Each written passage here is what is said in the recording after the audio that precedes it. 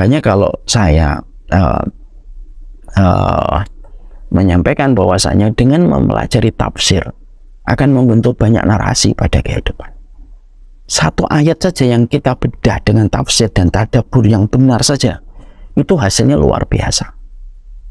Saya kemarin beberapa pekan ini atau 2 pekan inilah, saya baru menemukan tafsir tadabbur surat Al-Furqan 74. Rabbana hablana min azwajina. Itu rasanya tuh Masya Allah luar biasa.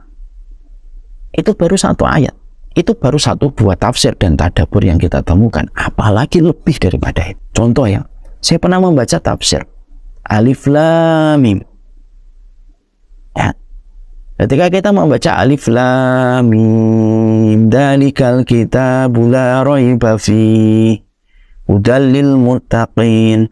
Alif Lam Mim itu kalau kita betul-betul membedah satu persatu perkataan para ulama tafsir tentang Alif Lam Mim, salah satunya ada 1 tafsir yang bagus banget. Alif Lam Mim itu, Alif Lam Mim tidak ada yang tahu maknanya kecuali Allah.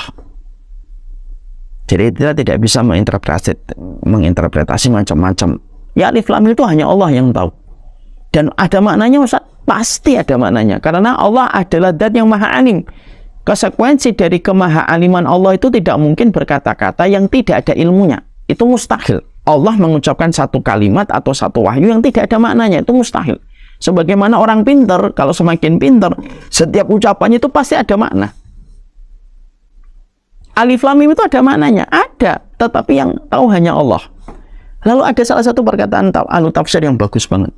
Ketika beliau mengatakan Alif Lam Mim, dia berkata, disitulah Allah ingin menjelaskan kepada kita, sepintar-pintarnya manusia, dia ilmunya jauh di bawah Allah.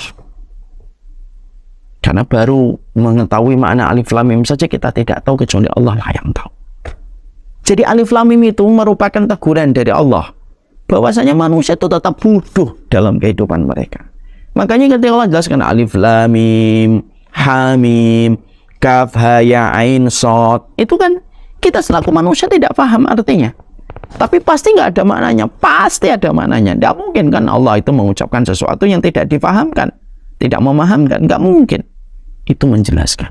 Itulah manusia. Sepintar-pintarnya kamu tetap bodoh di hadapan zat yang maha alim yang menciptakan kamu. Masya Allah ya. Itu baru 1 ayat.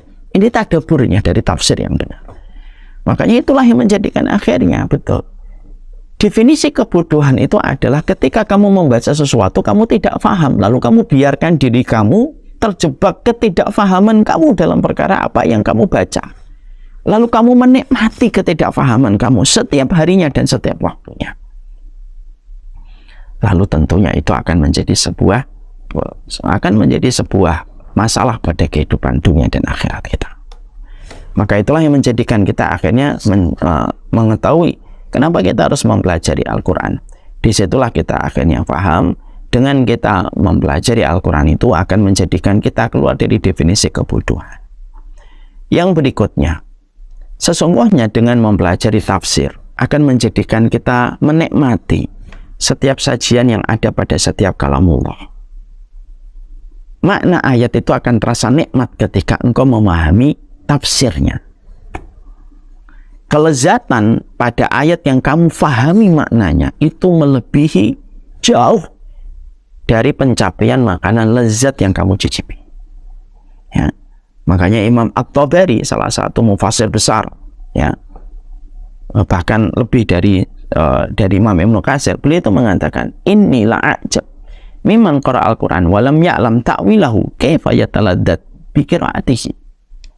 Imam At-Tabari salah satu mufassir besar. Makanya kalau kita sering ditanya, Ustadz, buku tafsir apa yang saya harus miliki? Ada tafsir At-Tabari, ada tafsir Imam Ibnu Katsir.